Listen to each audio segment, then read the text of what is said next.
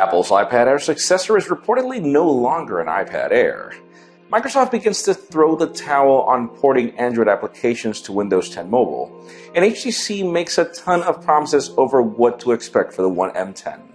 I'm Jaime Rivera, and as we pack our stuff to leave Barcelona, we're nostalgic. We want to party some more. This is Pocketnow Daily. The official news today begin with both Leica and Huawei, as both companies have now partnered in a long-term relationship with the whole idea of improving smartphone cameras. Not that smartphone cameras are bad this time, nor is it that Huawei hasn't done an amazing job with devices like the Nexus 6P, but the fact that these companies want to collaborate to build something better is great news. We just don't know exactly when it'll start.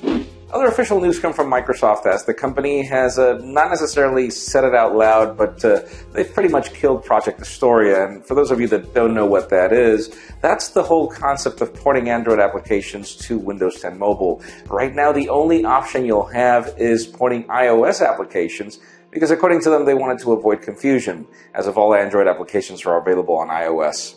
But anyways, now let's move the spotlight over to HTC, as we hear that the company is planning some very odd changes with the One M10. We've seen the teasers. Now we hear that number one, it'll start at 16 gigabytes, which is terrible in this day and age. But other very important ones are that HTC executives are claiming that the camera is going to be great.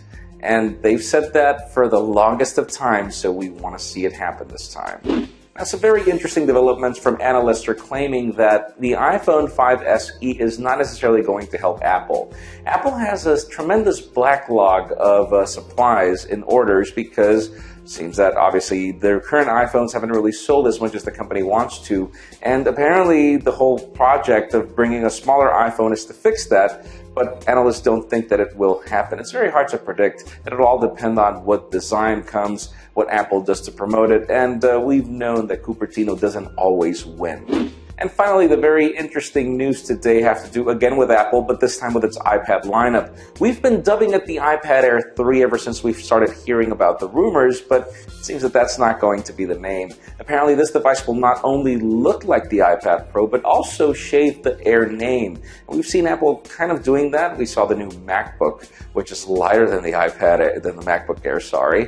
Apparently, that's going to be the case here. This project will be something different. Could it be that it'll be called the iPad again? And it leads me to the question of today.